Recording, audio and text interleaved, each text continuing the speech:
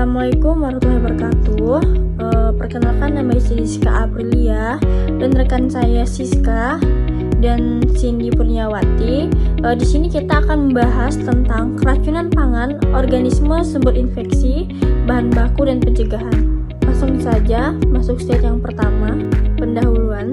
Definisi keracunan pangan: kondisi akibat konsumsi makanan terkontaminasi kuman, racun, bakteri, virus, dan parasit, ditandai seperti mual, muntah, atau diare, dapat menjadi keadaan darurat. Signifikan isu keracunan pangan berdampak pada kesehatan masyarakat, dapat menyebabkan kejadian luar biasa (KLB) yang memerlukan penanganan serius dan pencegahan. Untuk ruang lingkup presentasi, definisi dan penyebab, gejala dan dampak kesehatan, upaya pencegahan dan penanganan, studi kasus dan pembelajaran. Statistik dan dampak keracunan pangan. Data kejadian keracunan pangan global diperkirakan 600 juta orang di dunia menderita sakit setelah mengkonsumsi makanan yang terkontaminasi.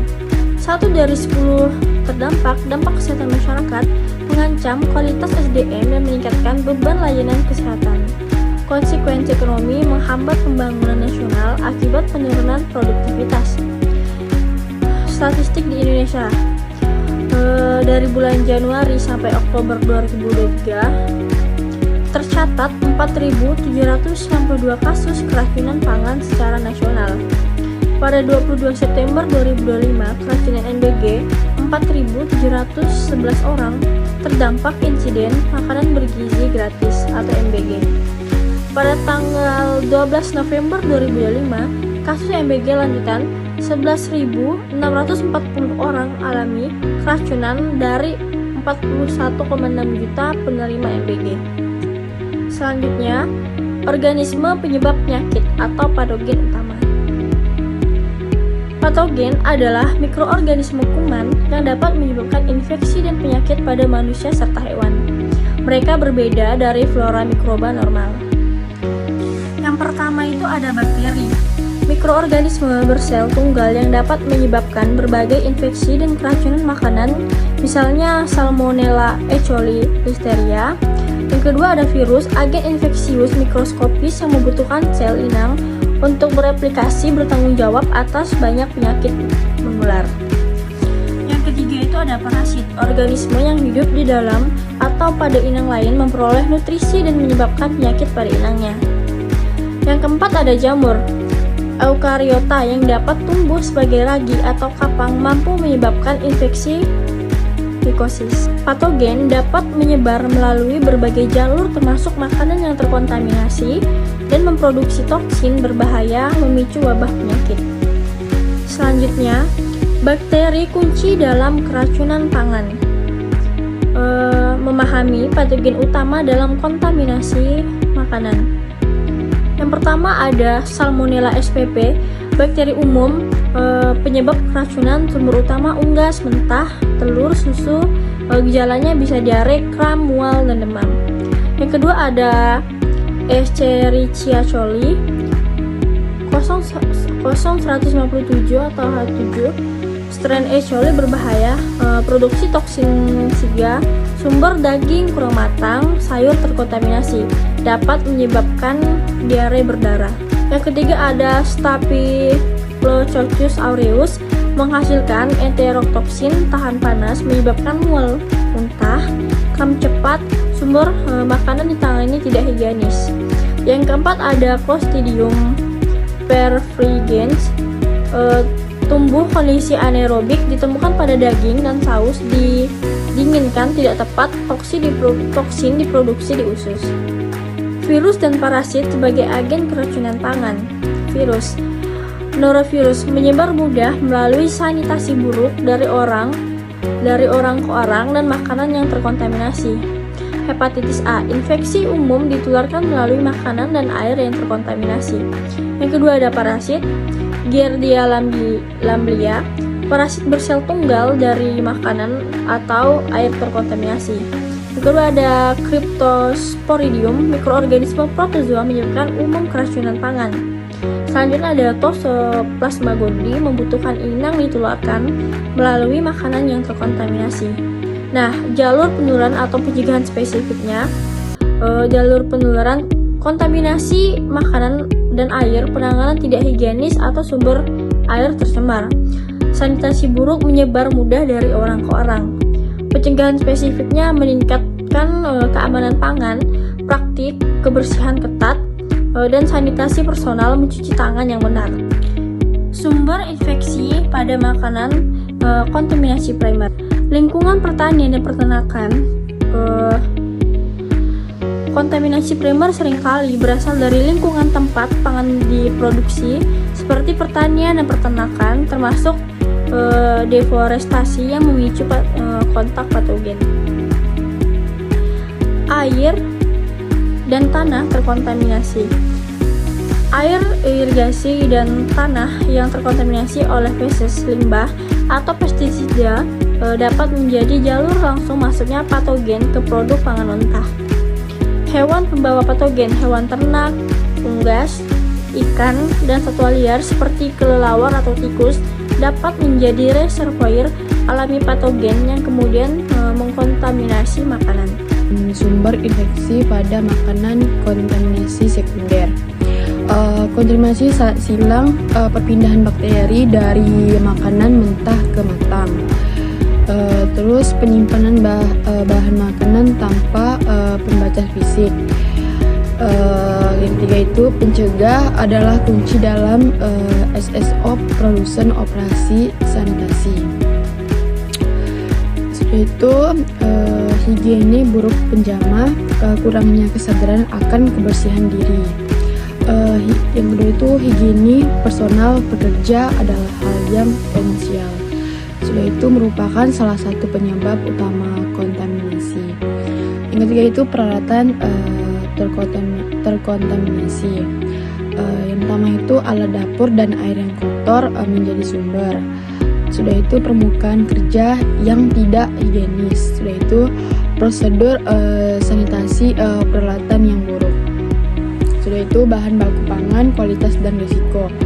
Pentingnya kualitas, pembeda utama dan daya tarik konsumen, jaminan kesehatan, keamanan, kepercayaan, mencegah kerusakan, jaga nutrisi optimal.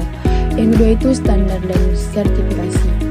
Penuhi standar dan gizi dan keamanan, higienis, sanitasi dan pencegahan kontaminasi. Sistem manajemen logistik WMS. Sudah itu resiko kontaminasi, kontaminasi mikroba, kimia fisik, potensi kontaminasi saling mentah matang dapat menyebabkan keracunan. Sudah itu verifikasi pemasok, pastikan kualitas dari sumber. Sudah itu audit dan pengawasan rantai pasok. Sudah itu jaga integrasi entitas pangan dari distribusi awal. Sudah itu ingredient dalam makanan, olahan, dan potensi kontaminasi. Yang pertama itu peran ingredient dalam makanan proses. Ingredient adalah bahan baku utama dan tambahan yang membentuk karakteristik makanan olahan, menentukan rasa, tekstur, dan nilai gizi. Sudah itu mulai dari singkong hingga bumbu merah, ingredient memegang peran krusial dalam aneka resep tradisional maupun modern. Sudah itu potensi kontaminasi dari ingredient tambahan. Yang pertama itu bumbu dan bahan pelengkap. Yang kedua itu bahan tambahan pangan. Yang ketiga itu brokas, formalin, rhodomin B. Kontaminasi kimia 30% dan fisik 10% adalah isu global yang memengaruhi keamanan pangan secara signifikan. Sudah itu sertifikasi dan analisis ingredient aman. Analisis laboratorium yang cepat dan akurat krusial untuk menjamin keamanan dan kualitas ingredient yang digunakan. Sudah itu penggunaan alat modern dan analisis terampi sangat efektif dalam deteksi kontaminan potensial. Sudah itu faktor-faktor pemicu pertumbuhan patogen. Yang pertama itu suhu optimal. Suhu krusial memengaruhi kelangsungan hidup dan laju reproduksi patogen. Setiap jenis patogen memiliki rentang suhu optimalnya sendiri. Yang kedua itu ketersediaan air dan kelembapan. Kelembapan relatif dan aktivitas esensial untuk metabolisme patogen. Kondisi lembab mendukung proliferasi mikroorganisme penyebab penyakit. Yang ketiga itu tingkatnya keasaman pH.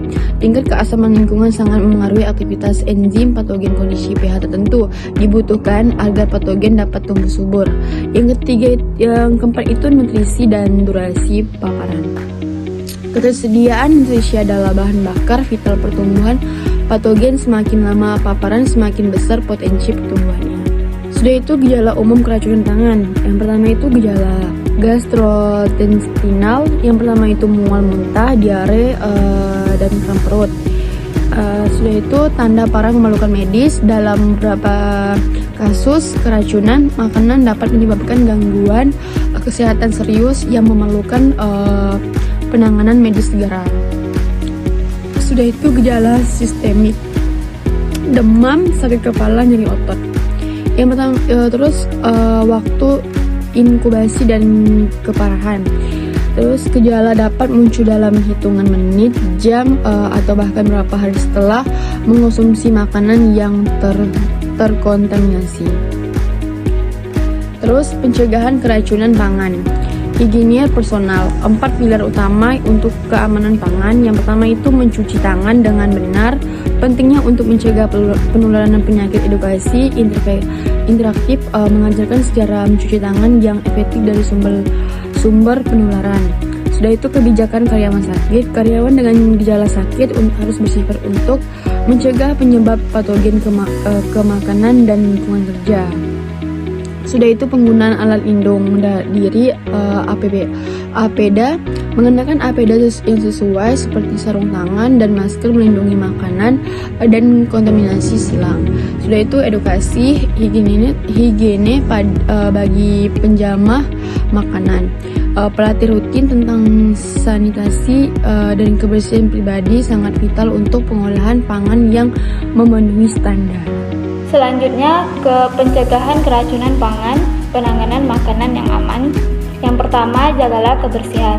Selalu mencuci tangan, bersihkan permukaan peralatan masak, buah, dan sayur sebelum mengolah makanan untuk mencegah kontaminasi. Yang kedua, pisahkan bahan mentah dan matang. Simpan makanan mentah dan matang di wadah berbeda untuk menghindari kontaminasi silang. Dan yang ketiga, masak dengan sempurna. Masak makanan terutama daging, unggas, dan telur hingga matang merata. Pastikan suhu internal aman untuk membunuh bakteri berbahaya. Dan yang terakhir, simpan pada suhu yang aman. Dinginkan makanan yang mudah rusak dengan segera. Jangan biarkan di suhu kamar terlalu lama. Cairkan makanan beku dengan aman. Selanjutnya, pencegahan keracunan pangan, pengendalian suhu. Zona bahaya suhunya antara 5 derajat Celcius dan 60 derajat Celcius adalah zona di mana bakteri tumbuh paling cepat. Nah, hindari penyimpanan makanan dalam rentang suhu ini untuk waktu yang lama. Yang pertama, pemasakan suhu yang aman. Masak makanan hingga suhu internal yang aman untuk membunuh bakteri berbahaya. Gunakan termometer makanan untuk memastikannya. Yang kedua, pendinginan dan penyimpanan. Cepat dinginkan masakan, sisa dan simpan di lemari es pada suhu di bawah 5 derajat Celcius untuk mencegah pertumbuhan bakteri. Dan yang ketiga, pemanasan kembali. Panaskan kembali makanan hingga mendidih atau setidaknya mencapai suhu internal 75 derajat Celcius sebelum disajikan. Lanjut ke peran pemerintah dan regulasi keamanan pangan. Yang pertama, regulasi dan standar nasional. Menetapkan standar keamanan pangan yang ketat untuk semua produk. Peraturan BPOM nomor 10/2023 tentang manajemen risiko pengolahan olahan.